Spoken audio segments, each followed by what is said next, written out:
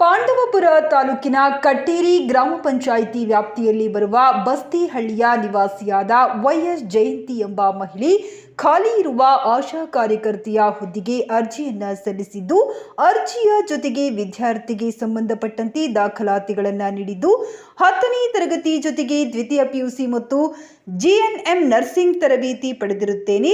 ವಿದ್ಯಾರ್ಥಿಯ ಆಧಾರದ ಮೇರೆಗೆ ನನ್ನನ್ನು ಪರಿಗಣಿಸದೆ ರಾಜಕೀಯ ಹಿನ್ನೆಲೆಯುಳ್ಳ ಸ್ವಗ್ರಾಮದ ಶ್ವೇತಾ ಅವರನ್ನು ಆಯ್ಕೆ ಮಾಡಿರುವುದು ತಿಳಿದು ಬಂದಿರುತ್ತದೆ. ಅಲ್ಲದೆ ಪಂಚಾಯಿತಿ ಅಧಿಕಾರಿ ಕುಮಾರ್, ಗ್ರಾಮ ಪಂಚಾಯಿತಿ ಅಧ್ಯಕ್ಷರಾದ ರಮೇಶ್ ಇತರರು ಸೇರಿ ಆಶಾ ಕಾರ್ಯಕರ್ತೆಯರ ಆಯ್ಕೆ ಪ್ರಕ್ರಿಯೆಯ ಪರಿಷ್ಕೃತ ಮಾರ್ಗಸೂಚಿಗಳನ್ನು, ನಿಯಮಾವಳಿಗಳನ್ನು ಪಾಲಿಸದೆ ಯಾವುದೇ ರೀತಿಯ ಗ್ರಾಮ ಸಭೆ ಹಾಗೂ ಸಾಮಾನ್ಯ ಸಭೆಯನ್ನು ನಡೆಸದೆ ಗ್ರಾಮ ಪಂಚಾಯಿತಿಯ ಸದಸ್ಯರುಗಳ ಮನೆ ಮನೆಗೆ ಹೋಗಿ ಸಹಿ ಪಡೆದುಕೊಂಡು ಶ್ವೇತಾ ಅವರನ್ನು ನೇಮಿಸಿಕೊಂಡಿದ್ದಾರೆ.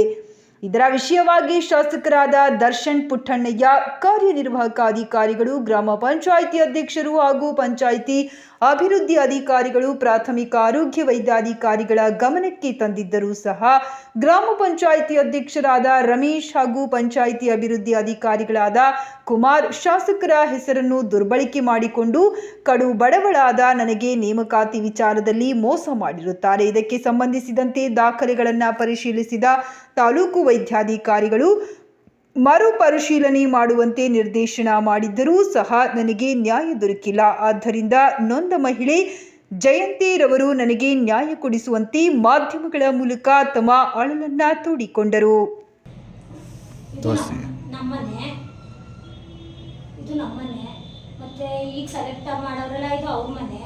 ನಾವೇ ತುಂಬ ಹಿಂದುಳಿದಿರೋದು. ಬಟ್ ಅವರು ನಮ್ಮ ಪಂಚಾಯತಿಲಿ ನಾವು ಕಡು ಬಡವರು ಅಂತ ಸುಳ್ಳು ಹೇಳಿ, ನಾವು ಜೀವನ ಸಾಕಾಗೈತಿಲ್ಲ ಅಂತ ಸುಳ್ಳು ಹೇಳಿ ಇದನ್ನ ಬರ್ಸಿ ಸೈನ್ ಹಾಕಿ ನಮ್ಮ ಪಂಚಾಯತಿ ಅಧ್ಯಕ್ಷರು ಮತ್ತು PDO ಸರ್ ಇಬ್ಬರು ವೈದ್ಯಕ್ಕೆ ಭಾಗಿಯಾಗಿರ್ತಾರೆ.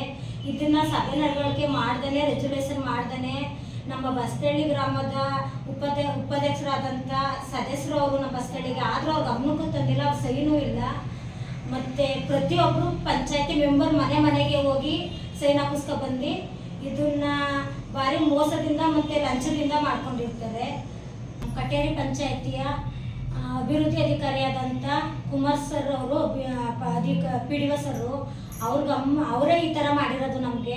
ಇದನ್ನ ಮೇಲಧಿಕಾರಿಗಳಾದಂಥವರು ಇದನ್ನ ಗಮನಕ್ಕೆ ತಗೊಂಡು ನಮ್ಮ ಗ್ರಾಮದಲ್ಲಿ ಬಂದು ಪರಿಶೀಲನೆ ಮಾಡಿ ನಮಗೆ ನ್ಯಾಯ ಒದಗಿಸ್ಕೊಡ್ಬೇಕು ಸರ್ ಅಂತ ಕೇಳ್ಕೊತ.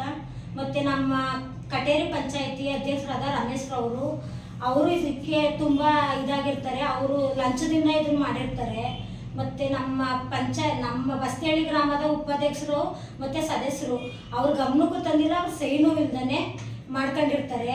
ಈಗ ಸೆಲೆಕ್ಟ್ ಆಗಿರೋರು ಹೇಳಿದ್ರು, ನಾನು ಅವ್ರ ಸೈನ್ ಇಲ್ದೇ ಅವ್ರ ಗಮನಕ್ಕೆ ತರ್ದೇ ನಾನು ತಗೋತೀನಿ ಅಂತ ನಮಗೆ ಚಾಲೆಂಜ್ ಮಾಡಿದರು. ಅವ್ರ ರಾಜಕೀಯ ಗೊತ್ತು, ಅವರ ತಂದೆಯವ್ರಿಗೆ ಮತ್ತು ಆಡಳಿತ ಎಲ್ಲ ಗೊತ್ತು ಅಂತ ಹೇಳಿ ಇದು ತುಂಬ ರಾಜಕೀಯ ಮಾಡಿ ನಮ್ಮ MLA ಅವರ ಹೆಸರ ದುರ್ಬಳಕೆ ಮಾಡ್ಕೊಂಡು ಕಾರ್ಯಕರ್ತರುಗಳು ಇದನ್ನ ರಾಜಕೀಯ ನಡೆಸಿರ್ತಾರೆ. ದಯಮಾಡಿ ಇದಕ್ಕೆ ನ್ಯಾಯ ಕೊಡಿಸ್ಕೊಡ್ಬೇಕು ಅಂತ ಕೇಳ್ಕೊತಾ ಇರ್ತೀವಿ.